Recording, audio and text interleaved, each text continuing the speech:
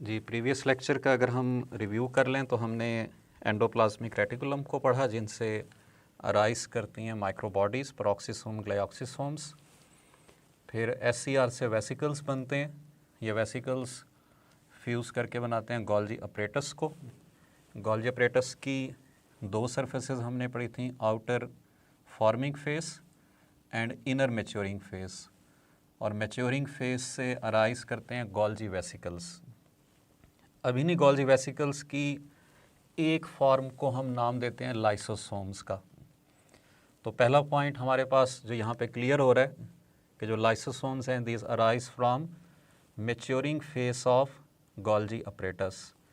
और क्योंकि Golgi apparatus से ये अराइज करें, so their membranes also arise from Golgi apparatus, so they also have cisternal membranes. और क्योंकि वेसिकल्स की फॉर्म में है, हम इनको सिस्टर्नल वेसिकल्स भी कह सकते हैं। अब किन गोल्जी वेसिकल्स को हम लाइसोसोम्स कहेंगे, इसकी तरफ मैं आ रहा हूँ। ऐसे गोल्जी वेसिकल्स जिनमें हाइड्रोलिटिक एंजाइम्स मौजूद होते हैं, these are called as lysosomes. Hydrolytic enzymes are involved in hydrolysis. और हाइड्रोलिसिस हम कहते हैं breakdown of any larger compound by the addition of water. So cells के अंदर हर तरह की ब्रेकडाउन, डाइजेशन, ये इसी कैटेगरी के अंडर आ जाएगी। और इसमें ये हाइड्रोलिटिक एंजाइम्स इन्वॉल्व होंगे, लाइसोसोम्स इन्वॉल्व होंगे। फिर उसके अलावा यहाँ पर मौजूद होते हैं एसिड फॉस्फेटेस। और एसिड फॉस्फेटेस का बेसिक रोल एसिडिक मीडियम को प्रोवाइड करना है। और एसिडिक मीडियम इसलिए रिक्वायर्ड होता है ताकि ये इनिशियली इनएक्टिव रहें, बाद में ये एक्टिवेट होकर अपना फंक्शन परफॉर्म कर सकें। एक और टर्म हम यहाँ पे यूज़ करेंगे कि ये लाइसोसोम्स जब अराइज करते हैं तो इनके लिए इनिशियल टर्म हम यूज़ करते हैं प्राइमरी लाइसोसोम्स की। So at the time of origin, when they are not doing any function, we will call them as primary lysosomes. और जब ये अपनी फंक्शनिंग को स्टार्ट करेंगे तब हम इनको सेकेंडरी लाइसोसोम्स कह देते हैं। तो जो लाइसोसोम फंक्शंस परफॉर्म कर रहे होंगे, these will be called as secondary lysosomes. तो यहाँ पे हम सेकेंडरी लाइसोसोम की डिफरेंट फॉर्म्स को भी डिस्कस करेंगे और लाइसोसोम के फंक्शंस को भी देखेंगे कि ये क्या क्या फंक्शंस परफॉर्म करते हैं। सो ये हमारे पास सेल मौजूद है। Any foreign substance that gains entry into the cell, जैसे कोई फूड पार्टिकल है अमीबा के अंदर, तो सेल इसको एनगल्फ करके बनाएगा फूड वैक्यूल। इस फूड वैक्यूल के साथ अटैच होगा प्राइमरी लाइसोसोम और इसकी डाइजेशन करवाएगा अपने एंजाइम्स के थ्रू। अब ये जो कंबाइंड फॉर्म है that contains food vacuole and primary lysosome, इसके लिए हम टर्म यूज़ करते हैं डाइजेस्टिव वैक्यूल की। और इस डाइजेस्टिव वैक्यूल के लेवल पर जो डाइजेशन होगी, इसको हम कहेंगे intracellular digestion. So this intracellular digestion depends upon lysosome and this digestive vacuole is an example of secondary lysosome. इसी तरह से एक और एग्जांपल को हम देख लेते हैं कि वाइट ब्लड सेल्स, फेगोसाइट्स, जब किसी बैक्टीरियम को एनगल्फ करते हैं तो उससे भी एक वेसिकल बनता है। और इस वेसिकल को हम नाम देते हैं फेगोसोम का, जो फेगोसाइटोसिस से बना है। इसके साथ भी लाइसोसोम्स बाइंड करते हैं, अपने एंजाइम्स को रिलीज़ करते हैं और वो एंजाइम्स इन बैक्टीरिया को डिस्ट्रॉय करते हैं। अब ये जो कंबाइंड स्ट्रक्चर यहाँ पर डेवलप हुई है, इसके लिए हम टर्म यूज़ करते हैं हेट्रोफेगोसोम की,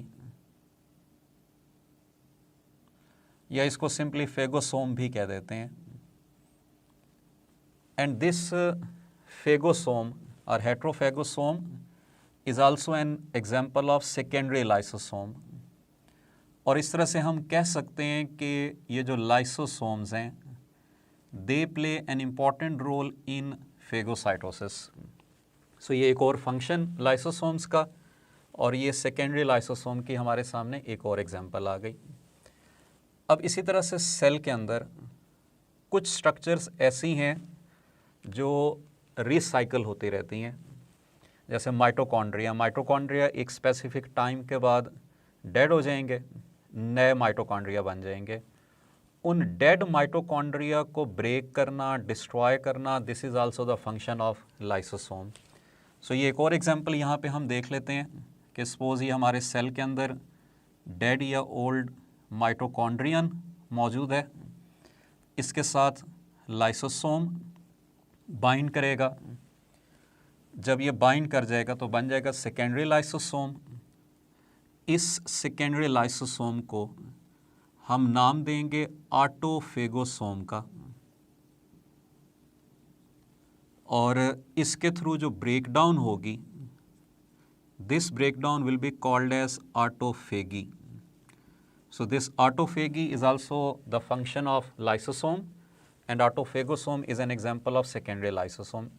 इसी तरह से कुछ केसेस में लाइसोसोम के एंजाइम्स सेल से बाहर रिलीज़ होकर डाइजेशन करवाते हैं, और इस डाइजेशन को जो सेल से बाहर हो रही है, इसको हम नाम देते हैं एक्स्ट्रा सेलुलर डाइजेशन का। सो ये तमाम फंक्शंस हैं जो हम लाइसोसोम से रिलेट करते हैं: extra cellular digestion, autophagy, phagocytosis, intracellular digestion. एक और चीज़ यहाँ पर इम्पॉर्टेंट है, हमने याद रखनी है कि अगर लाइसोसोमल एंजाइम्स प्रोड्यूस ना हो या डिफेक्टिव हो due to any gene mutation, तो ये तमाम ब्रेकडाउन नहीं हो सकेंगी। और इस ब्रेकडाउन ना होने का मतलब है कि ये लार्जर सब्सटेंसेस सेल के अंदर एक्स्ट्रा अमाउंट में एक्यूमुलेट हो जाएंगे, स्टोर हो जाएंगे। सो इसीलिए इन डिजीज़ेस के लिए जो लाइसोसोमल एंजाइम्स की एब्सेंस या डिफेक्ट की वजह से प्रोड्यूस होती हैं, इनको हम कहते हैं स्टोरेज डिजीज़ेस, और उसकी बेसिक रीज़न होगी जीन म्यूटेशन। अब तक तकरीबन 20 डिजीज़ेस डिस्कवर हो चुकी हैं। उनमें से दो इम्पॉर्टेंट जो आप लोगों ने याद रखनी है वो हैं ग्लाइकोजिनोसिस टाइप 2 डिजीज़। ग्लाइकोजिनोसिस टाइप 2 में वो एंजाइम एब्सेंट होगा जिसने ग्लाइकोजिन की ब्रेकडाउन करवानी है, और इसीलिए मसल सेल में, लिवर सेल्स में ग्लाइकोजिन एक्यूमुलेट हो जाएगा। दूसरी इसके अंदर इम्पॉर्टेंट डिजीज़ है टे-सेक्स डिजीज़। टे-सेक्स डिजीज़ में वो एंजाइम एब्सेंट होगा जिसने लिपिड्स की ब्रेकडाउन करवानी है। So this disease is associated with the accumulation of lipids. Commonly this accumulation occurs in brain cells where it causes mental retardation.